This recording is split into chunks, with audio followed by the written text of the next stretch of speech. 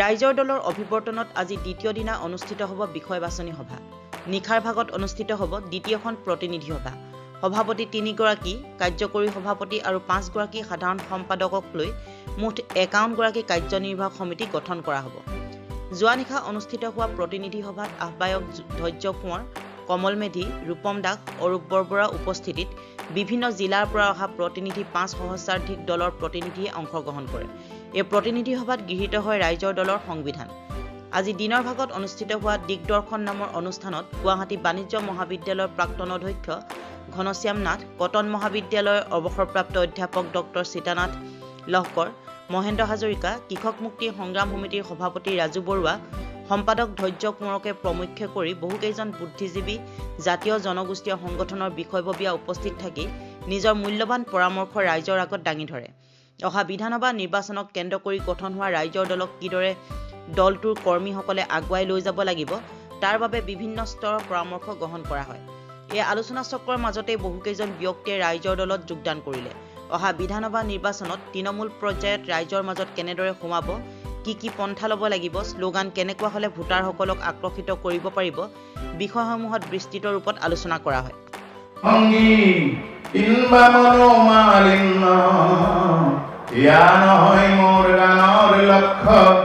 লক্ষ্য শান্তি অনন্য অমকামৈতি সংঘাত জীৱনৰ জ্যোতি প্ৰভাত তাৰে গান হওক ধন্য হওক সমবেত কণ্ঠ গণ্য মোৰ গান হওক বহু আস্থাহীনতাৰ বিপৰীতে গভীৰ আস্থাৰ গান। ভূপেন্দ্ৰ এটা হাত চাপৰি বিচাৰি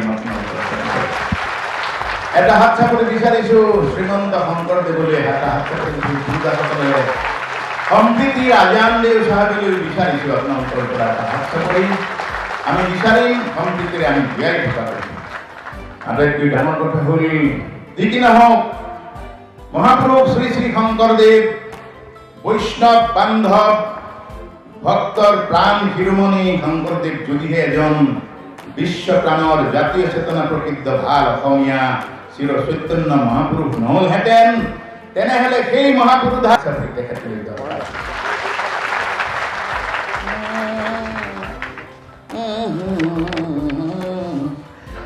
খুলি গলে খুলিয়ে যায়, একদম উৰি যাওঁ যাওঁ কৈ চৰাই আজিৰ অসমীয়াই সঁচাকৈ সেই কৃতিত্ব গুৰুজনাই দি থৈ যোৱা মহাপুৰুষসকলে দি থৈ যোৱা কৃতিত্ব আমি বুকুত পিন্ধিব নাপালোহেঁতেন। সেয়াও কেৱল অসমীয়া জাতীয়তাবাদী মহাবিশ্বমনৰ, অসমীয়া জাতীয়তাবাদী মহাবিশ্বমনৰ, মহাবিশ্ব প্ৰাণৰ, জগতমুখী আঞ্চলিক চেতনৰ, জগত কুশল মহা উত্তৰণ। প্ৰথম আমি আঞ্চলিকতাবাদী, হয়নে নহয়? তাৰপিছত বিশ্ববাদী, তাৰপিছত বাকীখিনি মাজৰ বাদ প্ৰবাদ চলি থাকে। কাৰণ দুৰ্গতিৰ কোনেও কাকো একো কৰাব নোৱাৰে। মোৰাই ভাল পাওঁ বুলিলে আমাৰাই ঘৃণ কৰাটো নুবুজায়, কিন্তু জোৰ কৰি তোমাৰাইতো মোক ভাল পাব নিদিবা। কাৰণ গাখীৰত কিবা মিলাই দিব পাৰে না, হয়নে নহয়? নিজৰাইহে আয়। কৃষক নেতা উঠিলে সাধাৰণ জনতাৰ কথা ক'লে, কাগজখন ক'ত গ'লে দিয়াচোন।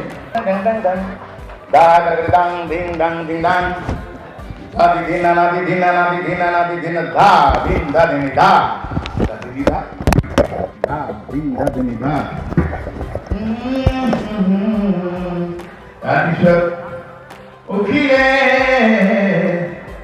সাধাৰণ জনতাৰ কথা ক'লে, দুৰ্নীতি বেয়া পোৱাৰ কথা ক'লে, ছাত্ৰ নেতা হবে সদায় চিঞৰিলে অসমীক বচাবলে বচাবলে বচাবলে বচাবলে।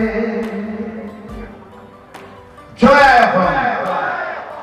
অভিমন্যু শীঘ্ৰেই মুক্ত আকাশৰ তলত দিব বুলি আমি অনুৰোধ কৰিছো সকলোলৈ। কাৰণ যুঁজৰ কুকুৰা যুঁজত মেলি দিয়ক, থুম মৰা মহৰ দৰে সিং ভাগি ৰক্ত ওলাওক, তেতিয়া বুজা যাব কাৰ পৰাক্ৰম কিমান কিমান। জয় অসম, জয় অসম, জয় অসম।